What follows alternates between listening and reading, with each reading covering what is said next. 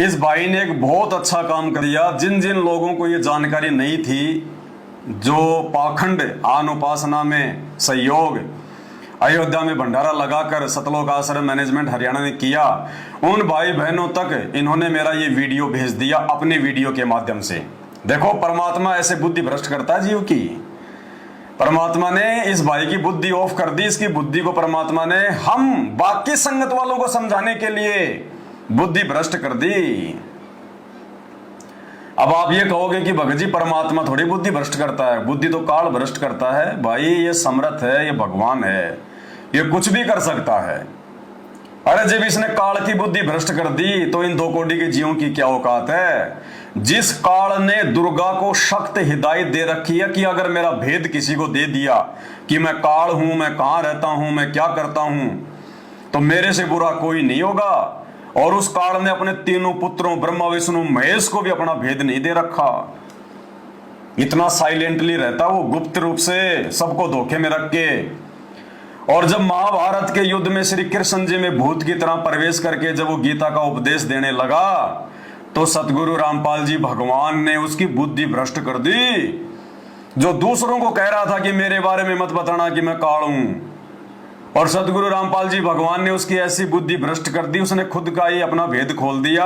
अध्याय 11 श्लोक नंबर 32 में कि अर्जुन, मैं काल हूं, बढ़ा हुआ काल हूं, सबको खाने आया हूं। क्यों? परमात्मा ने क्यों बुद्धि भ्रष्ट करी उसकी? आज आप और हमें समझाने के लिए। भाई और बहनों, अगर गीता में ये प्रमाण ना मिले तो हमारी बुद्धि सेट नहीं हो सकती। गुरुजी चाहे कितना ही समझा दें, लेकिन हमारे मन में ये बात नहीं उतर पाएगी कि वो काल है, वो ये सब कुछ कर रहा है। तो परमात्मा अपने बच्चों के लिए, अपने बच्चों का ज्ञान योग खोलने के लिए दूसरों की बुद्धि भ्रष्ट भी करता है। और बुद्धि भ्रष्ट उन्हीं की करता है जिनकी पहले से बुद्धि भ्रष्ट चल रही होती है। तो इस प्रकार इस भाई की परमात्मा ने बुद्धि भ्रष्ट कर दी कि बेटा ठीक है, जिन लोगों को नहीं पता उनको तुम बताओ, और साथ में पवन दास का वीडियो भी लगाओ एक। तो परमात्मा ने मेरा वीडियो भी लगवा दिया, जबकि ये वीडियो लगाने का तो कोई मतलब ही नहीं था, लेकिन इनकी बुद्धि ऑफ है भाई और बहनों। उसके बाद इसने मेरे परमपिता परमेश्वर सदगुरु रामपाल जी भगवान, मेरे बाप, मेरे पिता, मेरे अल्लाह, मेरे अंतिम पैगंबर का एक वीडियो लगाया है हिसार जेल से, वीडियो कॉलिंग का, जिसमें परमेश्वर अपने बच्चे के विषय में कह रहे हैं कि वो गुरुद्रोही है। भाई ये परीक्षा चल रही है, ये परीक्षा चल रही है। परमात्मा कुछ भी कह सकता है। मालिक ने क्या बताया, एक शिष्य में क्या योग्यता होनी चाहिए, एक शिष्य में क्या जो है वो गुण होना चाहिए, सत्संगों से सिखाकर सत्संगों से ही भगवान हमारी परीक्षा लेगा। जब रामानंद जी ने सुबह सुबह 4 बजे और बनारस की जो पैड़ियां थी, जो घाट की, वहां जाके लेट गए, रामानंद जी को ठोकर लगी, रामानंद जी की माला वो छोटे से बालक के गले में गिर गई और वो रोने लगा। तो रामानंद जी बोले, बेटा राम राम जप, राम राम जप बेटा, रोते नहीं, राम राम जप। यानी उन्होंने दीक्षा ले ली, सोच छिद्र करके दीक्षा ले ली। और बाद में जब वो पंडितों का पाखंड खुलासा करने लगे, तो पंडित लोग उनको पकड़ के लेके गए रामानंद जी के पास कि ये नीरू का लड़का है, आपके बारे में ऐसा बोलता है कि रामानंद जी मेरे गुरु हैं, मैंने उनसे नाम दीक्षा ले रखी है। अब रामानंद जी तो खाली ब्राह्मणों के अलावा किसी को नाम दीक्षा देते नहीं थे, शूद्रों को तो छूते भी नहीं थे। अब वहां गए, सारी बातें हुई, हम सबको गुरुजी ने बता रखा है।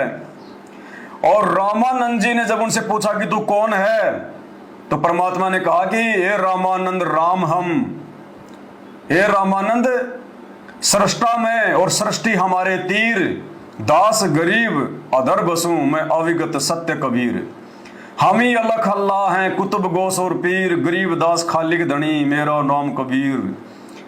अब रामानंद जी ने देखा रहा ये जुलाए का लड़का, नीच जाति का लड़का, और ये अपने आप को भगवान कहता है।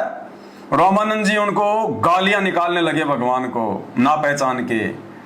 गुरुदेव ने कितनी गालियां हमें बताई सत्संग में, पता नहीं क्या क्या कहा जो हम नहीं बोल सकते यहाँ पे। लेकिन उस परमात्मा ने एक सुयोग्य भगत की भूमिका निभाते हुए सारी गालियों को सहन किया और कहा कि हे गुरुदेव, आप मेरे बाप हैं, आप मेरे पिता हैं, आप मेरे भगवान हैं। आप जो मुझे गालियां दे रहे हो ना, ये भी मेरे को अमृत के समान लग रही हैं। आपको अधिकार है, आप कुछ भी कह सकते हो, आप अपने बच्चे को, आप मेरे पिता हो। तो परमात्मा ने वो सत्संग करके आप और हमें समझाना चाहा, गधों को समझाने के लिए ये बातें नहीं बताई। ये बातें आप और हमारे लिए बताई कि बच्चा परीक्षा तुम्हारी भी होगी, और जो जो बातें आज मैं सत्संग में जिक्र कर रहा हूं इन्हीं के आधार से तो तुमने एग्जाम देना पड़ेगा। तो भाई दास की वही परीक्षा चल रही है आज मेरा बाप, मेरा भगवान, मेरा पिता मेरे को गुरुद्रोही कहे, चाहे गुरुमुखी कहे, चाहे राजा कहे, चाहे रंक कहे, चाहे गधा कहे, चाहे कीड़ा कहे, ये मेरा बाप है, मेरा महबूब है, मेरी आत्मा का पति है, परमेश्वर है, परमात्मा है। ये मेरे शरीर का हर एक हिस्सा है, मेरी आत्मा है, मेरा परमात्मा है। और ये चाहे मुझे बढ़वा कहे, चाहे गुंडा कहे, चाहे लफंगा कहे, चाहे हरामखोर, हरामजादा, नीच, कमीण, कुछ भी कहे, इनको अधिकार है। और जितना ये मेरे बारे में इस प्रकार से बोलते हैं, मेरे अंदर उतना ही उत्साह उत्पन्न होता है, उतना ही मेरा विश्वास बढ़ता है कि परमेश्वर ने इस परीक्षा के लिए इस कुत्ते को निमित्त बनाया। परमात्मा ने इस लाखों की संगत की ज्ञान आधार से परीक्षा लेने के लिए इस पवन दास, इस कुत्ते को निमित्त बनाया भगवान ने। ये भगवान इस दुनिया की सबसे बड़ी फिल्म में, जो आने वाले समय में पूरी दुनिया देखा करेगी, वर्ल्ड की सबसे बड़ी फिल्म, हॉलीवुड बॉलीवुड तो कुछ नहीं है, ऊंट के मुंह में जीरे के बराबर। वर्तमान में जो ये फिल्म बन रही है 2014 के बाद से, इस फिल्म को आने वाले समय में देवी देवता भी देखा करेंगे। और उस फिल्म में परमात्मा ने इस कुत्ते को, इस पवन दास को हीरो का रोल दिया भगवान ने। मैं तो मर जाऊं अपने भगवान के चरणों पे, मेरे खून का टपका टपका मैं तो अपने गुरु जी के चरणों में न्योछावर कर दूं, टपका टपका। एक आदेश मेरा भगवान मुझे देके तो देखे। ये दास तो इस कदर अपने भगवान पे समर्पित है, तो मुझे तो बड़ी खुशी होती है, मुझे बड़ी प्रसन्नता होती है, क्योंकि परमात्मा मुझे अंदर से हिम्मत देता है कि बेटा क्या खेल चल रहा है, ये परीक्षा है। इन्होंने मेरे ऊपर मुकदमा करवाया गुरुजी का नाम लेके, गुरुजी को उल्टा सीधा कह के, उस अंतर्यामी भगवान को आम व्यक्ति मान के मेरे ऊपर मुकदमा करवाया। गुरुजी को मेरे मुकदमों में इन्होंने जो है वो गवाह बना दिया। मेरा बाप है, मैं जेल में गया तब लोग मुझे कहने लगे, रे तू रामपाल के गुण गा रहा है, और रामपाल ने तेरे को जेल में भेज दिया। मैंने कहा भैया तुम नहीं जान सकते इस रहस्य को, वो मेरा भगवान है, वो चाहे मुझे सूली तोड़ दे, चाहे मुझे फांसी तोड़ दे, तो भी मेरे लिए मेरा बाप है, मेरा परमात्मा है। -1 करोड़ प्रतिशत भी इस कुत्ते के मन में अपने गुरुजी के प्रति दोष पैदा नहीं हो सकता। अरे भगवान अगर मारेगा तो भी ठोर ठिकाने छोड़ेगा। वो कहते हैं ना, अगर खुद का भाई अगर मारेगा तो मार के छाया में पटक के जाएगा। इतना प्यार प्रेम, इतनी मोह ममता होती है। अगर खुद का भाई अगर मार भी देगा तो छाया में पटक के जाएगा। तो भाई ये तो भाई थोड़ी है, ये तो बाप है, बाप। अरे ये अगर मारेगा तो सीधा सतलोक में बैठाएगा, सीधा सतलोक में। और हमने तो सतलोक जाना और मर के जाएंगे। तो भाई इससे बड़ा सौभाग्य और क्या हो सकता है मुझ पवन दास का। इसलिए भाई पवन दास को हिम्मत मिलती है। ये वीडियो भी आपको सुनाऊंगा, वरना लोग कहेंगे कि अपने मतलब का सुना रहा। नहीं, आप इस भाई का पूरा वीडियो देख लेना इसके चैनल पे, एज इट इज 1 सेकंड का भी नहीं काटा दास ने। तो ये लीलामय रूप में, इस परीक्षा के रूप में परमात्मा दास को कह रहे हैं, दास को डांट रहे हैं, दास को फटकार रहे हैं, और साथ में जो एक संजय का नाम ले रहे हैं। भाई वो तो गुरुद्रोही हो चुका है, वो तो अपनी नरक की टिकट जो है कटवा चुका है, वो तो खुद ही स्वयंभू जो है संत बन गया, वो गुरु बन गया। उससे हमारा कोई कनेक्शन नहीं है, कोई लेना देना नहीं है। उसके साथ में झूठा मैनेजमेंट वाले हमारे नाम को जो है वो घसीटते हैं अपने स्वार्थ के लिए। पवन अलग है, संजय अलग है। तो सुन लो मेरे गुरुदेव भगवान का ये वीडियो भी, जिस वीडियो को समझना ब्रह्मा विष्णु महेश के बस की बात भी नहीं है, केवल साथ संगत वाले भाई बहनों के अलावा। करता हूँ, आशीर्वाद देता हूँ और निर्देश देता हूँ कि संजय दिल्ली वाला और पवन जयपुर वाला, ये दोनों हमारे मिशन के विरुद्ध चल रहे हैं। इनको वर्षों पहले गुरुद्रोही घोषित कर दिया था। एक यहाँ से फोन सुविधा है मेरे को प्राप्त है, उसमें मैंने मैसेज भेजा था अपने घर पे और कहा था कि सारी संगत को भेज दो। उस ऑडियो को सब जगह भेजा गया। इन दोनों दुष्टों ने उसको झूठा बताया था। आपको ये भी बताना चाहता हूँ कि ये मैनेजमेंट मेरे द्वारा बनाया गया है, मेरे आदेश निर्देश से सब कार्य कर रहा है और एक पैसे का हिसाब मेरे पास है। क्या कह रहे हैं परमात्मा? ये परीक्षा है कि ये मैनेजमेंट मेरा ही बनाया हुआ है। और उधर सन 2014 बरवाला कांड के बाद अभी मैंने आपको जो वीडियो दिखाया उसमें परमात्मा ने मैनेजमेंट को रिजेक्ट कर दिया कि ये समिति मेरी नहीं है। फिर क्या कह रहे हैं परमात्मा आगे कि ये मैनेजमेंट मेरा ही बनाया हुआ है और मेरे ही दिशा निर्देश से सारे काम कर रहा है। भाई और बहनों, अब ये परीक्षा है कि कितनी मंदबुद्धि आत्माएं गुरुदेव की इन बातों पर विचार किए बिना, अपना विवेक लगाए बिना, ज्ञान को आधार बनाए बिना और ऐसे के ऐसे मान लेंगी। परमात्मा ने कहा जब तक ना देखे निज नैना तब तक ना माने गुरु के बिना।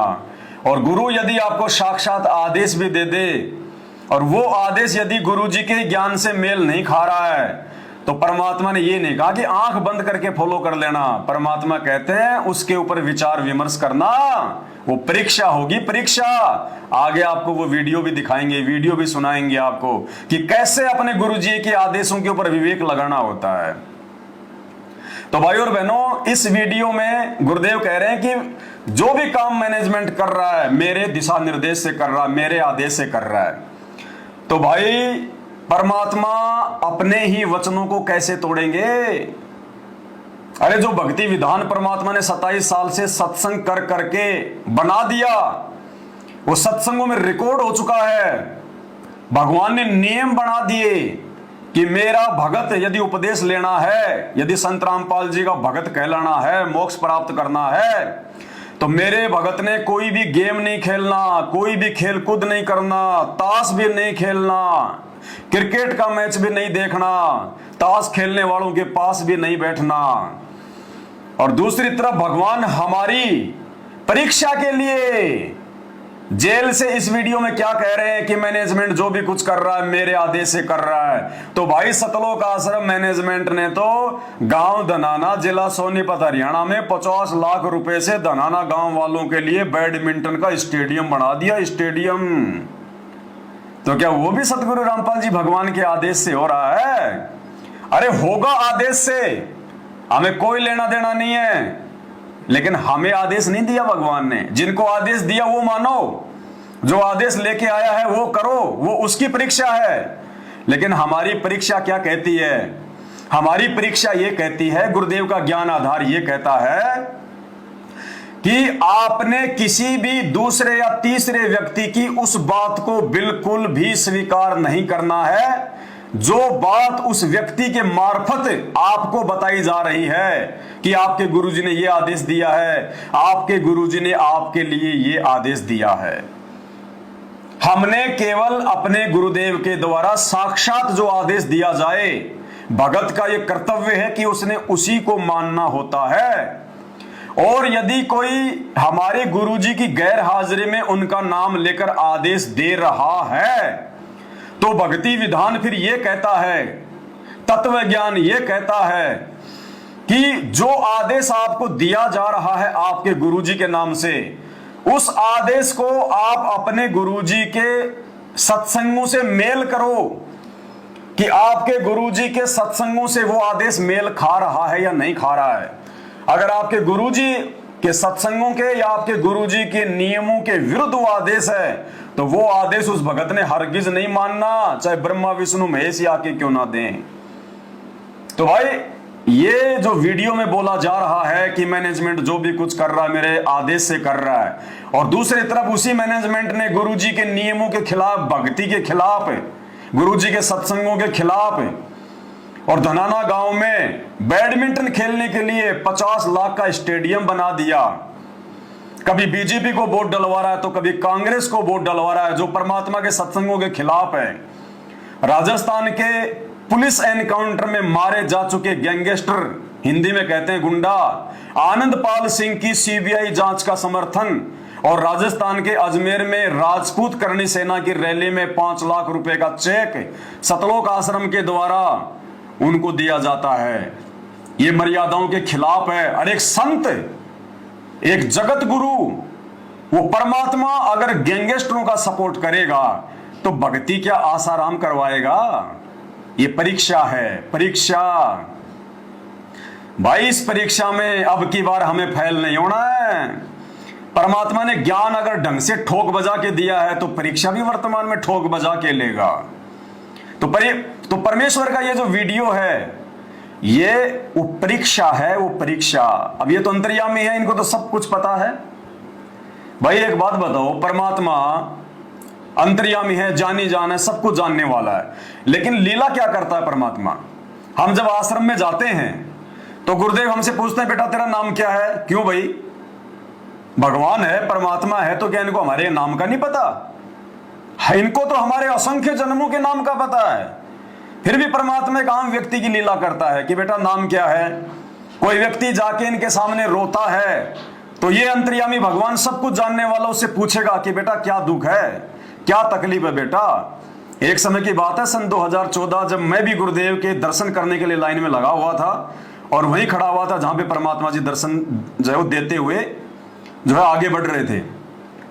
तो मेरे बराबर में एक कोई जो है लड़का था, वो रो रहा था और हम दोनों का नंबर आ गया। वो मेरे से पहले था, उसके बाद में मेरा नंबर था। तो वो रोने लगा जोर जोर से। तो गुरुदेव भगवान ने पूछा, बेटा क्या बात है, क्या तकलीफ है, बता बेटा। गुरुदेव ने उससे 4 बार पूछा, लेकिन वो लड़का ज्यादा दुखी था, वो रोता रह गया, उसने बताया नहीं। तो ये भगवान भी आगे बढ़ गया, ये भगवान जानी जान अंतर्यामी भी आगे बढ़ गया, क्योंकि ये जो लीला करता है वो पूरी करता है। तो आज ये परमात्मा होते हुए एक आम संत, आम व्यक्ति की लीला कर रहा है तो पूरी करेगा। भाई आपने बताना पड़ेगा क्या दुख है, क्या तकलीफ है। तो बताइए, परमात्मा तो एक आम व्यक्ति की भूमिका कर रहे हैं, आम व्यक्ति की लीला कर रहे हैं, और 2014 बरवाला कांड के बाद जेल में जाके बैठ गए। अब भाई बाहर संगत में पवन दास क्या कर रहा है, मैनेजमेंट क्या कर रहा है, दूसरे लोग क्या कर रहे हैं, इस बात का एक आम व्यक्ति की लीला के तहत संत रामपाल जी को क्या पता। उनको तो जैसा जेल में बताया जाएगा वो तो वैसा ही जवाब देंगे। अब जेल में कोई पवन दास तो मिलने जाता नहीं है, क्योंकि देशद्रोह का मुकदमा है, बहुत बड़ा मुकदमा है। देशद्रोह के मुकदमे में भक्तों को तो मिलने दिया नहीं जाता। कौन मिल सकता है? या तो उनके जो ब्लड जो रिलेशन वाले हैं, बेटा बेटी भाई बंधु, वो मिल सकते हैं, या फिर भाई इनके जो वकील हैं वो मिल सकते हैं। अब भाई वो भाई बंधु तो मेरे खिलाफ हैं, इनके बेटा बेटी तो मेरे खिलाफ हो रहे हैं, वो वकील ही तो मेरे खिलाफ हैं। तो भाई इनके भाई बंधु, बेटा बेटी, रिश्तेदार और वो वकील पवन दास की अच्छी बातें क्यों बताएंगे? पवन दास तो उन सबके पाखंड की पोल खोल रहा है, उनके अज्ञान का पर्दाफाश कर रहा है। इसलिए इन्होंने गुरुजी को भगवान ना समझ के, परमात्मा ना समझ के, आम व्यक्ति समझकर, क्योंकि हरियाणा में कहावत है कि दीपक के नीचे हमेशा अंधेरा रहता है। अरे भगवान को दूर दूर के भगत जान जाएंगे, पहचान जाएंगे, समझ जाएंगे ज्ञान से, लेकिन 24 घंटे भगवान के साथ रहने वाले धोखा खा जाते हैं। घर का जोगी जोगना, बाहर का जोगी सिद्ध। जिस घर में डॉक्टर होता ना, भले कितना अच्छा डॉक्टर हो, लेकिन उस घर के जो मेंबर होते हैं, जब कभी वो बीमार पड़ जाते हैं तो उनको अपने घर वाले डॉक्टर पे विश्वास नहीं होता, और बाहर के लोग उस डॉक्टर का नाम सुन के अपना इलाज करवा के स्वस्थ हो जाते हैं। तो भाई ये हालत है गुरुजी के इस परिवार की, गुरुजी के साथ रहने वाले इन कोऑर्डिनेटरों की, उनके बेटा बेटियों की भक्ति मार्ग में। तो इन्होंने क्या किया? इन्होंने देखा ये पवन दास तो सारा ही भांडा फोड़ कर देगा, बड़ी मुश्किल से तो भक्तों को ठगने का मौका मिला है। काल ने सोचा भाई बड़ी मुश्किल से तो मैनेजमेंट वालों की चोटी मेरे हाथ में आई है, और इधर से ये पाखंड का खुलासा करने लग गया, तो भगत तो समझ जाएंगे, तो इस पवन दास का पत्ता साफ कर दिया जाए। तो पहले तो इन्होंने मेरे को जान से मारने का प्रयास किया, मेरे ऊपर जानलेवा हमले करवाए। वो वीडियो मैं काफी बार संगत में डाल चुका हूं। मेरे घर में घुस के इन्होंने मेरे को जानवरों की तरह मारा, सारनामियों ने। मध्य प्रदेश में गया तो वहां का स्टेट कोऑर्डिनेटर विष्णु साहू, वो अपने 8-10 साथियों को लेके आ गया, तलवार वगैरह लेके। वो वीडियो भी मैंने संगत में डाला, वो कैसे मेरे को जानवरों की तरह मार रहे हैं। लेकिन भाई हमें भगवान ने भगत बनाया, हम तो उल्टा जवाब नहीं देंगे, उल्टा जवाब नहीं दे सकते बिल्कुल भी, 1% भी। इन्होंने मेरे को मारा पीटा। भाई और बहनों, अगर उस समय हाथ मेरे भी हैं, लठ वगैरह वहां भी होता, कोई छीन भी सकता था, मैं भी इतना कोई जो है अपाइज नहीं हूं। इन्होंने मेरे को 100 मारे, अगर मैं एक भी मार देता, एक भी, तो मुझे वो एक डंडे का दंड भोगना पड़ेगा भगवान के दरबार में। तुमने उस दरगाह का महल नहीं देखा, धर्मराज के तिल तिल का लेखा। और कहते हैं सत का राज धर्मराय कर ही और अपना किया सबे दंड भरी। वो मैनेजमेंट भले 100 का दंड भोगेगा, लेकिन मुझ पवन दास को भी निर्दोष होते उस एक मार का दंड भोगना पड़ेगा मालिक के विधान अनुसार। और यदि मैंने उल्टा हाथ उस समय यदि मैंने वो किया होता, उसी समय मेरी मर्यादा टूट जाती, मैं भगवान की वाणी को लांघ जाता। क्या कि आवत गाड़ी एक है उल्टा होय अनेक, कहे कबीर ना उल्टिए रहे एक की एक। मालिक ने तो गाड़ी भी वापस देने से मना किया है, फिर मैं इनको डंडा कैसे मार देता। परमात्मा कहते हैं जो तो को काटा बोवे ताको बो तू फूल। और बेटा तेरे को तो फूल के फूल ही रहेंगे, उसको है त्रिशूल, उसको 3 गुना ज्यादा मिलेगा जो उसने कुकर्म किया है, 3 गुना ज्यादा दंड। तो भाई मालिक ने ज्ञान देके खड़ा किया है, इसलिए हम गलती नहीं कर सकते। तो भाई इसलिए इन लोगों ने पहले मेरे को मारा पीटा हर प्रकार से संगत में, फिर मेरे को इन्होंने क्या किया कि इस पवन दास को संगत से बाहर करवा दो। क्योंकि पवन दास के वीडियो देख देख के लोग मैनेजमेंट की बातों पर यकीन नहीं कर रहे थे। गुरुजी का भाई समझा के थक गया, गुरुजी के बेटा बेटी समझा के डरा के धमका के संगत को थक गए, उनका हर दाव फेल हो गया, उनके वचन की शक्ति समाप्त है। लास्ट दाव इन लोगों ने चला कि क्यों ना हम इस पवन दास को गुरुजी के माध्यम से संगत से बाहर करवा दें, क्योंकि अब संगत यदि किसी की बात मानेगी तो गुरुजी की मानेगी। तो इन भाइयों ने जब भी इनकी मिलाई होती थी सार जेल में, अब ये मेरे खिलाफ गुरुजी को उल्टा सीधा भड़काने लग गए, आम व्यक्ति समझ के, अपने जैसा 2 कोटी का जीव समझ के संत रामपाल जी को, गुरुजी को भड़काना शुरू कर दिया। गुरुजी वो पवन दास संगत का सत्यानाश कर दिया, गुरुजी वो नाम दीक्षा देने लग गया, गुरुजी वो गुरु बन गया, वो संगत से पैसा खा रहा है। और आज तक कोई माई का लाल, सन 2014 से लेकर आज तक 2013 में तो मैंने नाम ही लिया था, 2014 से लेकर आज तक कोई इस माई का लाल ये साबित कर दे सबूतों के साथ कि पवन दास ने हमारे से ज्योति का पैसा लिया या पाठ का पैसा लिया, एक भी बंदा कोई साबित करके दिखा दे। अब इन्होंने गुरुजी को आम व्यक्ति समझ के जेल में जाके उनको भड़काना शुरू कर दिया। अब भाई लीला चल रही है, परीक्षा तो होनी है। तो परमात्मा ने कहा अच्छा ऐसी बात है, उस नालायक ने ऐसा काम करना शुरू कर दिया, तो भाई ऐसा काम करने वाला तो मेरा शिष्य नहीं हो सकता, मेरा भगत नहीं हो सकता, वो तो गुरुद्रोही है, वो तो गुरुद्रोही है, मेरा भगत नहीं हो सकता। तो इस बात को इन मैनेजमेंट वालों ने संगत में गुरुजी का आदेश बता के पारित कर दिया कि पवन दास गुरुद्रोही, पवन दास गुरुद्रोही। अब संगत की परीक्षा भाई, ये तो संगत की परीक्षा है, तो संगत ने विचार करना चाहिए था कि भाई गुरुजी को क्या पता, गुरुजी तो जेल में बैठे हैं, गुरुजी को क्या पता कि पवन दास गुरुद्रोही है, पवन दास नाम देने लग गया, गुरुजी बाहर आके थोड़ी देख रहे हैं। तो गुरुजी को बताया किसने? हाँ यार गुरुजी के परिवार वाले जाते हैं मिलने के लिए, तो परिवार वाले तो झूठ भी बोल सकते हैं परमात्मा को, वो तो गुमराह भी कर सकते हैं उनको आम व्यक्ति समझ के। तो संगत ने फिर विचार करना चाहिए था कि भाई गुरुद्रोही की क्या परिभाषा है। गुरुजी ने सत्संगों में यह भी बता रखा है कि गुरुद्रोही कौन होता है, लक्षण क्या होते हैं। गुरुद्रोही गुरुद्रोही सब कोई कहे, गुरुद्रोही न जाने कोई, और जो अपने गुरु से बैर ईर्ष्या करे गुरुद्रोही कहावे सोई। तो भाई अगर पवन दास गुरुद्रोही है तो जरूर उसने गुरुद्रोही वाले काम किए होंगे, गुरुजी को गालियां निकाली होंगी, है उल्टा सीधा गुरुजी को बोला होगा। तो चलो पवन दास के वीडियो देखते हैं। तो इस नादान संगत ने पवन दास के वीडियो देखने चाहिए, और वीडियो देखने के बाद इनको विचार करना चाहिए कि गुरुजी के सत्संग रूपी परिभाषा के अनुसार पवन दास गुरुद्रोही है या गुरुजी को आम व्यक्ति समझकर पवन दास के खिलाफ गुमराह करने वाले ये सतलोक आश्रम मैनेजमेंट वाले गुरुद्रोही हैं। लेकिन संगत भी फेल हो गई, संगत ने भी बुद्धि विवेक का इस्तेमाल नहीं किया, गांधारी बन गई, आंखों पे काली पट्टी बांध ली कि हम तो मरेंगे सो मरेंगे सनम, तुमको भी ले मरेंगे। कुछ एक आत्माओं पे भगवान की दया हुई जिनको सत्सेवक कहते हैं, उन आत्माओं ने बुद्धि विवेक का इस्तेमाल किया, गुरुजी के सत्संगों को आधार बनाया, वो किसी की देखा देखी में नहीं चले। उन्होंने देखा कि भाई हम तो भगवान के लिए घर से निकले हैं, अरे हमें ना मैनेजमेंट चाहिए, ना हमारे को पवन दास चाहिए, ना हमें मैनेजमेंट पार करेगा, ना हमें पवन दास पार करेगा, हमें तो गुरुजी पार करेंगे। और अगर कोई भगत अच्छी बात बताता है, हमारे विश्वास को बढ़ाता है, तो हम तो उसकी संगति करेंगे, हम तो उसकी बात मानेंगे, क्योंकि गुरुजी ने सत्संग में कह रखा है यदि कोई पुराना भगत है अच्छी अच्छी ज्ञान की बातें बताता है तो उनको फॉलो करो।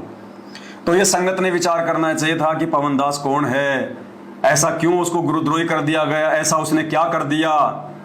भाई संगत डायरेक्ट अगर अपने गुरुजी से मिलके सुन ले कि पवन गुरुद्रोही है, जब तो संगत ने मेरे वीडियो देखने की जरूरत नहीं है। डायरेक्ट ये ऑडियो वीडियो सुन के नहीं, ये तो काल का जाल है, ये तो भाई साहब काल का जाल है। एक फिल्म में चार जो है धर्मेंद्र होते हैं, एक फिल्म में डबल रोल होता है अमिताभ बच्चन का, एक बाप और एक बेटा, दोनों की एक जैसी शकल, दोनों आपस में बातें करते हैं। ये काल का षड्यंत्र है, ये कलयुग है, मशीनरी युग है। ये ऑडियो वीडियो के माध्यम से हम वो नहीं कर सकते जब तक साक्षात आप अपने गुरुजी से मिलके ना जान लो कि कौन गुरुद्रोही है कौन सही है। मैं गुरुद्रोही नहीं हूं, और फिर भी यदि आप जाके डायरेक्ट जेल में गुरुजी से मिले और गुरुजी ने कह दिया कि बेटा वो गुरुद्रोही है, तो भले मैं गुरुद्रोही नहीं हूं, लेकिन आपने उस समय अपने गुरुजी के आदेश को मानना पड़ेगा। और आपके गुरुजी के नाम से उनके ऑडियो वीडियो दिखा के चाहे कोई लाख कुछ कहे, अध्यात्म इसकी इजाजत नहीं देता है कि किसी की देखा देखी। अरे कोई आदमी कह रहा है तो मोबाइल भी तो कह रहा है, मोबाइल कौन सा अपना गुरुजी है। जैसे कोई भगत कह रहा है कि भाई पवन दास गुरुद्रोही, गुरुजी ने कह दिया, तो उसकी बात हम क्यों मानेंगे ऐसे, वो कोई हमारा वो गुरु है क्या। तो ऐसे ये मोबाइल कह रहा है, तो मोबाइल हमारा कोई जो है गुरु है क्या। अब मोबाइल में कौन बोल रहा है। अरे गुरुजी ने कहा कि अगर मैं सामने हूं तो मेरे को दंडवत प्रणाम करो। अब मोबाइल को हम कैसे दंडवत प्रणाम करेंगे भाई।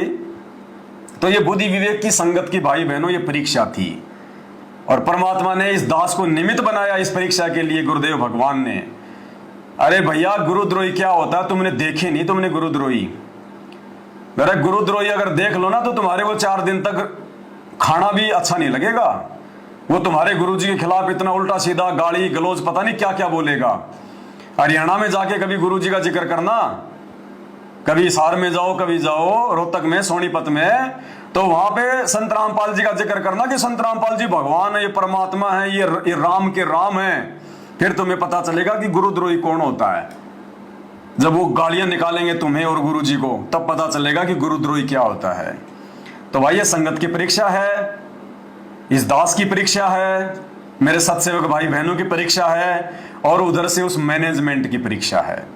अब इसका रिजल्ट आएगा भाई बहुत जल्दी, और रिजल्ट आने के बाद में लोग रोएंगे सर पे हाथ रख के रोएंगे कि हम इतने मूर्ख क्यों बने रहे। अरे भगवान ने सोशल मीडिया दे रखी थी। अगर मैनेजमेंट ये कहता है कि पवन दास के वीडियो देखोगे, उसकी संगति करोगे तो नामखंड हो जाएगा, तो हम संगति नहीं करेंगे। लेकिन मोबाइल में तो अपने घर पे देख सकते हैं, रात को देख लेंगे। कौन सा मैनेजमेंट तुम्हारे पास में बैठा हुआ है। इस मोबाइल में तो आते हैं पवन दास की वीडियो। फेसबुक पेज ओपन करो, पवन दास इज लाइव, देखो वीडियो। कह कबीर सोई जन मेरा, जो नीर गिर का करे नहीं मेरा। लेकिन भाई सब के सब गांधारी बन के बैठ गए, और अब सबकी मर्यादा खंडित करवा दी इस मैनेजमेंट ने। सबकी मर्यादा, स्टेडियम बना के, अयोध्या में भंडारे लगा के, राजनीति करवा के। राजनीति से गंदा काम तो दूसरा भक्ति मार्ग में है ही नहीं। आन उपासना में सहयोग करवा के, गैंगस्टरों की सीबीआई जांच करवा के, भक्तों के दान का 11-11 लाख रुपए जाट आरक्षण में दे दिया। गैंगस्टर आनंदपाल की सीबीआई जांच में 5 लाख दे दिया। वो तुम्हारे पैसे का भंडारा करेंगे। अरे वो राजपूत मूंछों के लगा के तावर, वो शराब पिएंगे, बियर पिएंगे, होटलों में जाएंगे।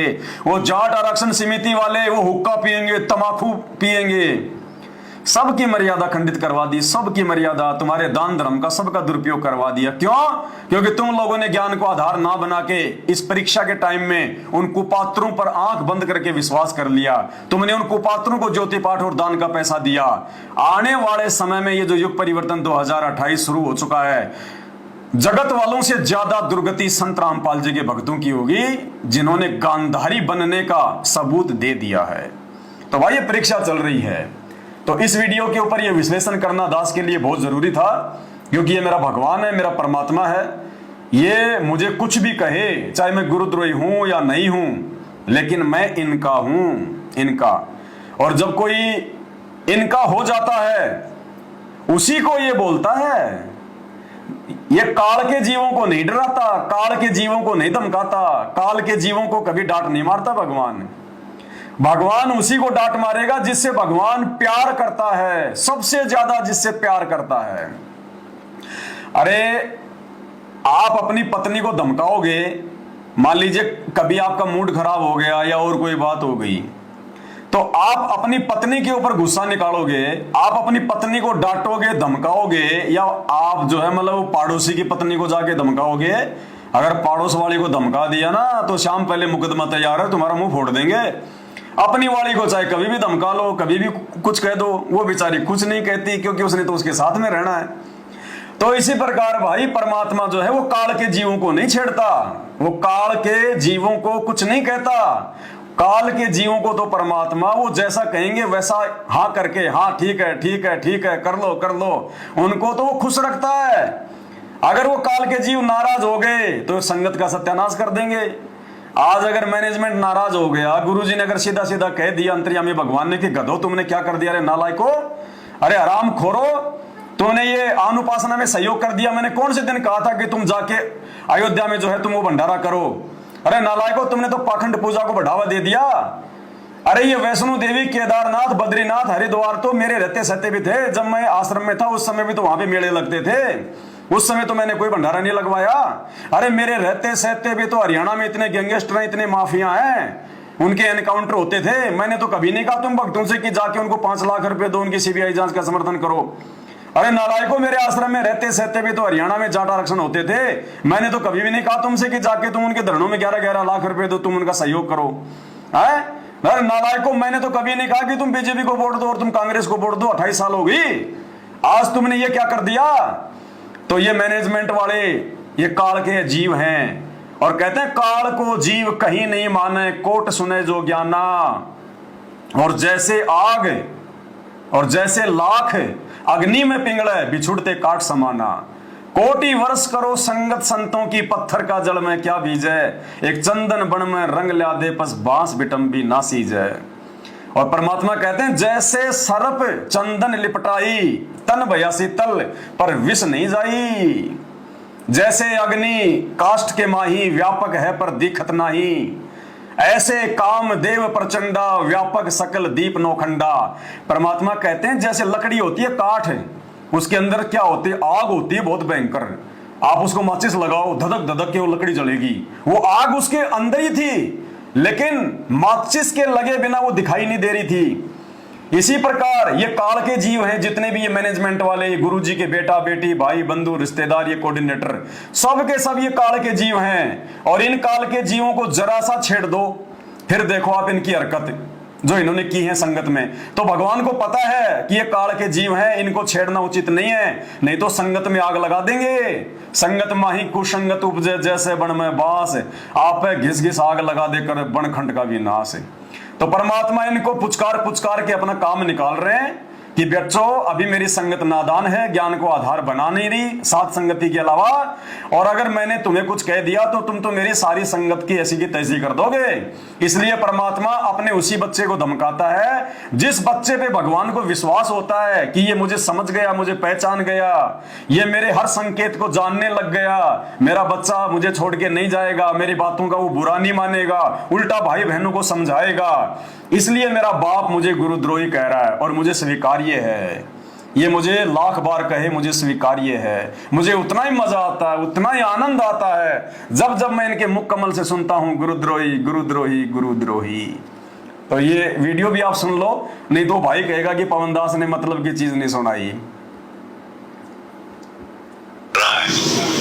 और एक पैसे का हिसाब मेरे पास है, और इस जो मेरी और देखो, और इस गंदे लोग से निकलो, ऐसे काल के दूध तो बहुत आएंगे। संगत माय को संगत उपजाए, जैसे बड़ में बांस, ये बांस उगे रामखोर, आग लगाएंगे मेरी संगत में। और